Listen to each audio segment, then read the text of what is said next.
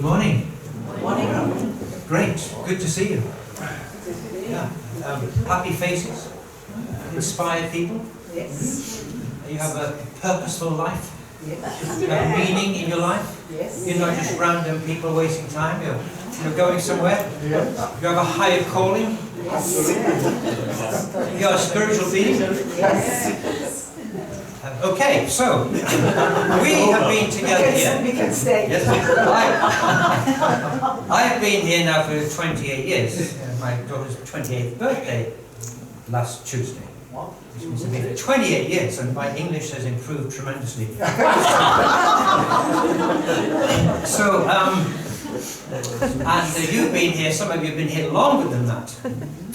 And so we're all very blessed. Incredibly lucky people. Do you feel that? Yeah. And we have received an incredible truth, the divine principle. And we have received the words of true parents. And these are new words for this age that we live in. The divine principle, when was it written? 1950, 40s, 54? So, if you read the principle, it says this is a new expression of truth, a new expression. And the religions of the world and the truth before, it's like the principle clarifies, goes deeper. So the question is, during Father's lifetime, then he didn't just use the divine principle, he used his words. So he expressed, he gave a new expression of truth through his words.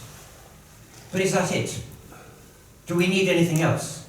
Some might say, no, we don't need anything else. But we're not scientists. And science is revealing things more and more about the invisible world. The principle doesn't go into detail.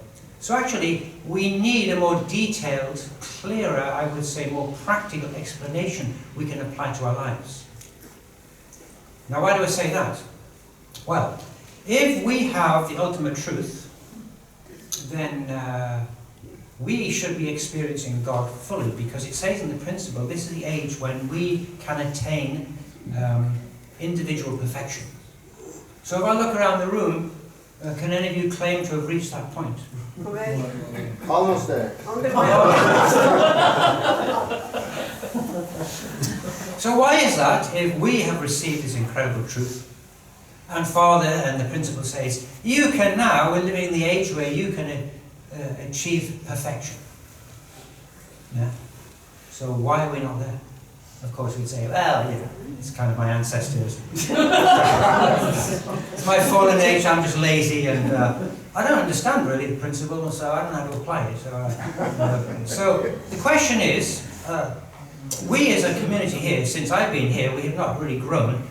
In fact, we've shrunk. Because the children grew, and then many of the children have disappeared. Where are they? Yeah. So, did they not get it? Did they not realize, actually, you are so blessed? You were born without original sin. Did you know that? You second generation? Yeah. Do you know that? Yes? Didn't realize it? Of course, I don't know exactly what does it mean, but anyway. So, if we have shrunk rather than grown, and we have this incredible truth, and where are they? Where are my own children? Have you seen them recently? Where are they? So what happened? No. Yeah, so, of course, that's very true. It's like, you know, if you really want to live a life with God, you've got to be uncomfortable. But, so, this man here, Joe Dispenza, I think he is an inspired person that God has chosen for this age. And I believe he's giving a new expression of truth that we need. You know, the divine principle, our root is the divine principle. And Father's words and true parents. It's like the root is there, and we need to study continuously, otherwise we drift. And I think one reason why people have drifted away is they don't understand the principle. If they studied it, they would still be here. Am I right? Yes. Because when I read the principle, it's like I have what's the word? It resonates. It resonates with my heart. Deep inside Father's words, I feel it. I cannot walk away from it because it affects me. Yeah? Of course, I have to, if I don't study it, I can drift away in my mind.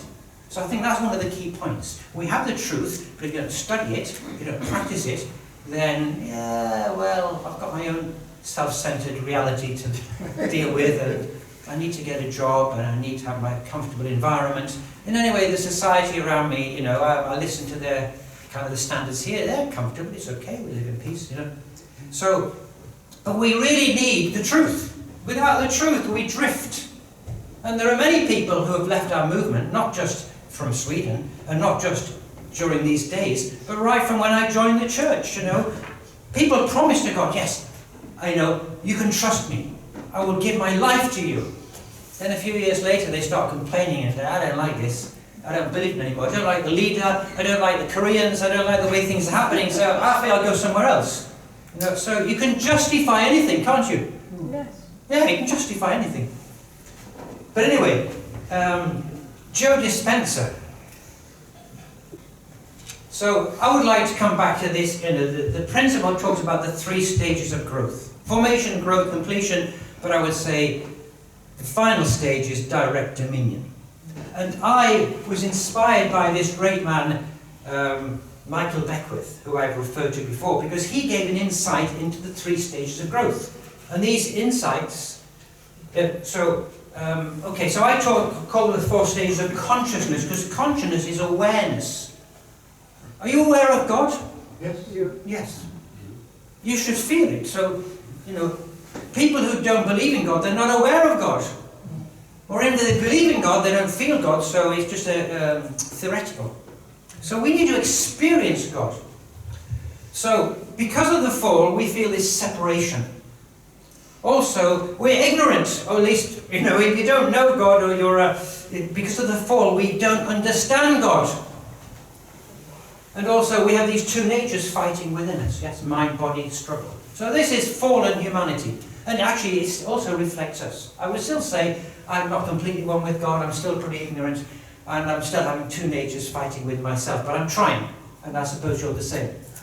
Yes? Yeah, we're all the same, we're all trying. So, I talk about victim consciousness. Michael Beckwith talks about this victim consciousness. Because if you feel separate from God, it's easy to feel controlled by external forces. It's because of my ancestry, because of my ancestors, because of Adam and Eve, and I'm the way I am because of my parents, and it's not fair, I can't, that's why. So you blame others. Victim. I am a victim of my circumstances.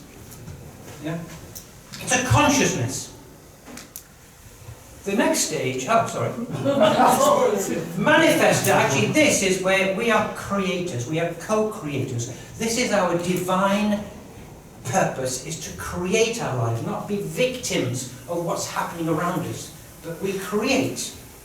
And through this, we should also realize that we are created by God and that God's Spirit dwells in us. So we should surrender so God can work through us. We can create through our mind, our own intelligence, but we allow the Spirit of God to work through us until we reach this level. And I would say, in reality, I think I've experienced all of these levels. At least momentarily. So, I would then turn to Joe Dispenza, because he's a scientist. And what does the divine principles tell us about science? With the progress of science, the human intellect has become highly sophisticated, requiring a scientific approach to understanding reality. And that's why we need more than the principle. Because the principle is not scientific, and science is explaining things which can clarify the principle, I would say. Today, people will not accept what is not demonstrable by the logic of science. Internal truth demands logical and convincing explanations. Science today is entering a new phase, turning its attention from the external resultant world of phenomenon to the internal causal world of essence. And this is what Joe Dispenza is doing. He's doing magnificent things, tuning in to the invisible world and explaining it through the knowledge that he has of science. He's a chosen person. We talk about returning resurrection. he had this experience where he had like a vision of a man that he would consider a previous life, but I consider somebody who chose him because he'd not fulfilled what he did. He had an experience of this man living in some place like Turkey or Greece many centuries ago, and he was a philosopher, and he had new ideas which challenged the prevailing view of life. And so when he was speaking in front of this audience, he was arrested and he was locked up, and he was going to be tortured. He was tortured. He was brought out on this rack, and he was like being stretched. Yeah, very nice, very nice. But they wanted him to renounce his beliefs, and at first he wouldn't. Yeah, he wouldn't. But he got more and more painful and difficult, and in the end he gave up and he said, "Yeah, I'll never talk about this again." And he was a broken man, and he lived the rest of his life like a hermit living in a cave, and he was lost. But Joe Dispenza, he had a similar experience when he was about 10 years ago. He was in a movie called What the Bleep Do We Know? Have you heard of that? What the bleep do we know? And it was about how the mind and the invisible world and so on. And but after that he got a lot of criticism, and then he felt like, I don't want all this kind of public attention. But this experience he had, because he was thinking, this is a previous life, and I'm not going to let down my previous self. So I think Joe Dispenza, he certainly has been called, and someone is working with him not to give up, because I think he really is very special, and he's a very normal person. He's not one of these charismatic people that wears funny clothes, or you know what I mean. It's like he's a very down-to-earth person, and he doesn't want a lot of attention. He's a scientist. So let's learn about his life. He was born in California in 1963, and he trained as a chiropractor, and he began that practice. He was into sport. He liked to compete in triathlons. Is that running, cycling and swimming? Yes. Yes. And he was in this, in 1986, at the age of 23, he was run over by a truck while he was in this bicycle part of the event. The accident left him with 6 broken vertebrae. So what did he do? He had a choice. He decided not to go through high-risk surgeries and focused on inner healing through meditation. So he knew what the vertebrae looked like. And if he'd taken the surgery, they put like a metal rod in your back. I think it was a Harrington rod. And there was no guarantee he would be able to walk again, but at least he could function. But he, being a chiropractor, but also he was a very spiritual person. He was very interested in the mind-body connection. And since he had nothing else to do, he couldn't move, he started, because he believed there is an intelligence within us. If you cut yourself, your body heals. And he felt there is an intelligence within me. So if the intelligence created me, and my body, all the organs function without me knowing, so maybe I can tell this intelligence to fix my back. And of course that was easier said than done. But over a period of 6 weeks, he worked on this. He tried to meditate and focus. And it was very difficult to kind of really live in the presence when you're feeling pain and frustrated. And he's thinking, maybe I'll live in a wheelchair for the rest of my life. But he persevered. And then he was able to maintain his meditation for longer periods of time, until he reached what he calls the sweet spot of the present moment. And in that present moment, he felt some change. And he actually was able to stay in this extended period of the present moment in meditation for longer and longer periods. And finally, after 6 weeks, there was a change. and his vertebrae had reconstructed because he knew exactly what they looked like, so he's telling his body to reconstruct. And so he made a full recovery from his injuries. So that's remarkable in itself. But because that happened, he decided to devote the rest of his life to understanding the connection between the mind and the body. And so he studied neuroscience, and I'll read it here. Today, he is an international lecturer, researcher and author, and has spoken in more than 33 countries on 6 continents. Have you ever heard of him? No. He should come here then. So, he's doing remarkable things. He teaches the latest findings from the field of neuroscience and quantum physics, explaining how people can rewire their brains and heal their bodies. He focuses on meditation and the power of our thoughts and feelings. Thousands of people have been cured of chronic illness and had profound mystical experiences. So this is, I want to say thousands of people. He has a website and you have hundreds of testimonies, like over 400 people speaking about what happened to them at his workshops when they did this meditation.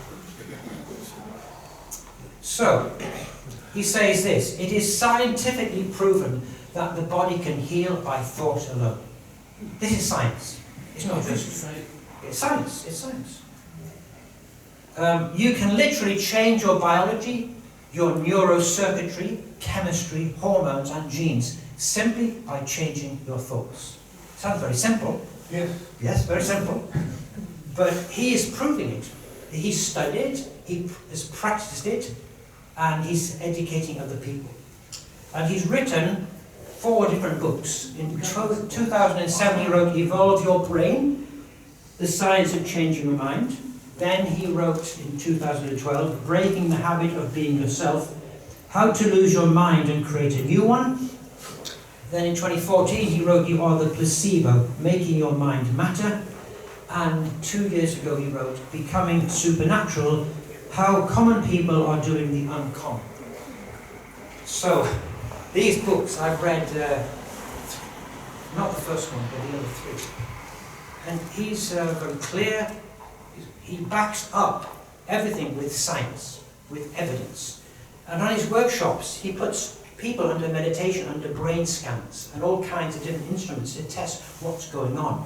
And so you can see what's happening inside a person's brain under meditation. And even when they have this transcendent experience, he can predict it because he can see what's happening. So he's a person with the knowledge and the spirituality. Perfect combination. Yeah. So, we have a conscious mind and a subconscious mind. Yeah? So how much are we controlled by our conscious mind and how much by our subconscious, would you say? How many things we do are kind of automatic, or we don't think about it? Of course, our body, our subconscious mind is controlling all the organs of the body. We don't need to spend time on that. So, if we look at this, we can see that 5% of us is our conscious mind. 95% are programs and habits. Yeah? So, the thinking brain is in our conscious mind, yeah? And we can analyze things, but in the subconscious, this is called the autonomic nervous system. So everything's running on automatic, yeah? And you can see on the left-hand side there are these different brain waves, delta, theta, alpha and beta. And so when you're more alert, mentally alert, you're in the beta brain wave. But when you are sleeping or meditating, you're in these calmer brain waves. So this is what he says. He says, as you slow your brain down, you move out of your conscious mind and thinking brain, past the analytical mind, into the operating system of the subconscious mind, where all those automatic programs and unconscious habits exist. Yeah. So, these are the brain waves. The beta brainwave is the one that we're using now. Hopefully you are all awake and alert. Yes, so there's a lot of activity going on there. Yes, and then the alpha is a more relaxed and calm state. Maybe when you are sitting alone and sitting in front of or listening to nice gentle music, I don't know, just relaxing. And then the theta is when you're between awake and asleep, and this is kind of also a place where for meditation, between awake and asleep. And then the delta is deep sleep. And then there's this one, the gamma. Is this the superconscious heightened perception? And this is where people have these kind of spiritual experiences. There's a lot of activity going on, but it's normally beyond the conscious mind. We're not normally in that state. Okay? So, we can look at our thoughts and feelings. Our thoughts and feelings have different wavelengths. So if you look at the bottom, survival emotions like lust, pain, victimization, suffering, shame, you know, you've heard of the chakras, haven't you? The chakras. Well, he calls them energy centers. He doesn't like to call them chakras because it has connotations with maybe Indian gurus or cross-leg position. So, but there are these energy centers. Yeah? The bottom three are more like grounded in the earth and without physical needs. Yeah? And then there's the heart center, which is the bridge between the lower energy centers and the higher ones, which are more spiritual. So that's why if your emotions are stuck, like negative emotions or more physical things, well, you're on this kind of vibration. Of course, we live in the physical world, so everything's not bad. But I think what he's talking about here is that if you're stuck in the more physical part of yourself, and you don't develop your more spiritual, you're not aware of these higher vibrations. And you can see how it changes. It says slower frequency, greater density of matter. So you're more matter than energy.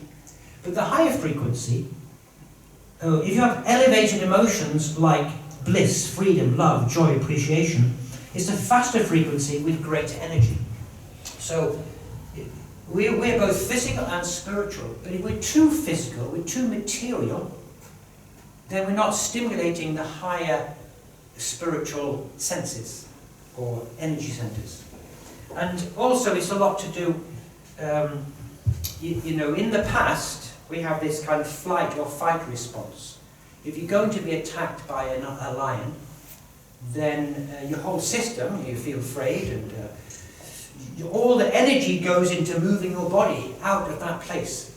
Of course, if you find safety, then your body gets back into balance. But if you are always running away from wild animals, this stress in your system will eventually make you sick. And this is the modern world. Because we talk about stress a lot, don't we, in this modern world? So stress and illness are very much connected. So it's like long-term stress. But if you have negative emotions, you feel angry to someone, it's okay, because we all feel angry, you know, we can all feel resentful, or we have different emotions, but if you keep those emotions for too long, then they kind of become wired into your whole system, into your brain. Yeah? And so this becomes part of you. So it's like long-term negative emotions, long-term stress, fear, guilt, anger. Actually, you get stuck. Your emotions get stuck. And so there are many... today, people talk about stuck emotions, and they need some healing. So we want to, raise vibration, which I've talked about before. So our thoughts and our feelings affect our energy. So if our thoughts are positive and uplifting, and if our emotions are also elevated, like, love and joy and happiness, then this will actually help to, this is a way we can cure ourselves of sickness. Yeah. So, let me move on. Emotions are energy in motion. All energy is frequency, and all frequency carries information. Based on our own personal thoughts and feelings, we are always sending and receiving information.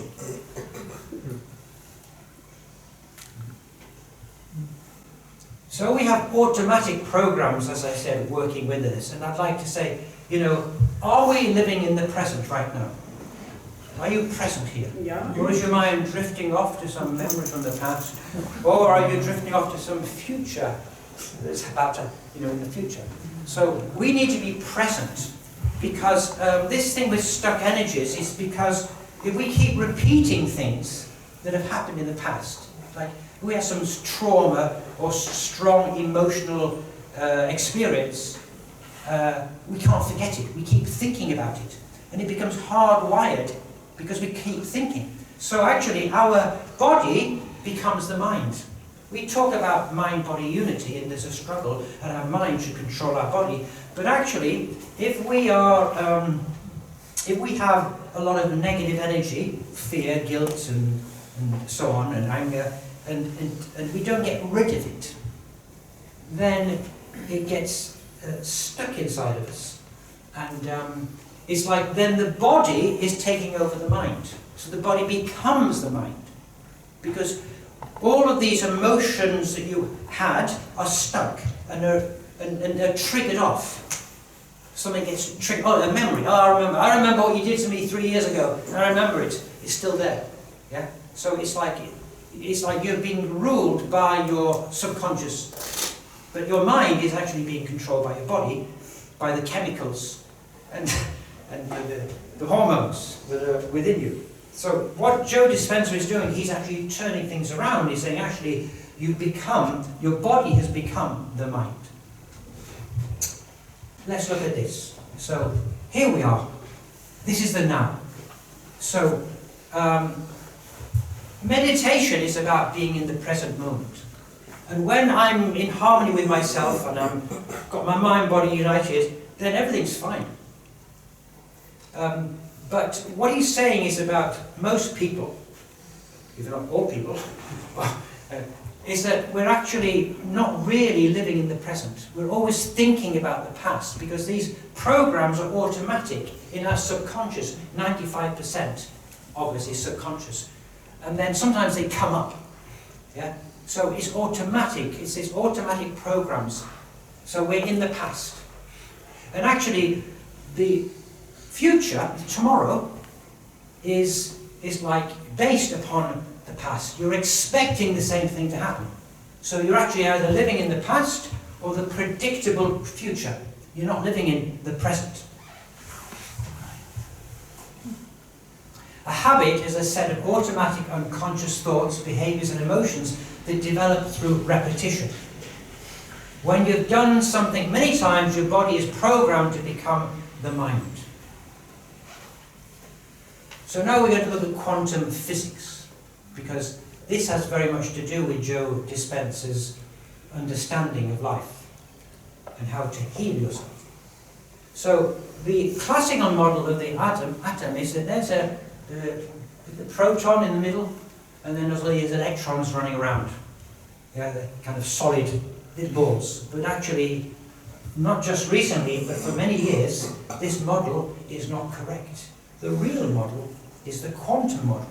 This, where if they, there's this field of energy.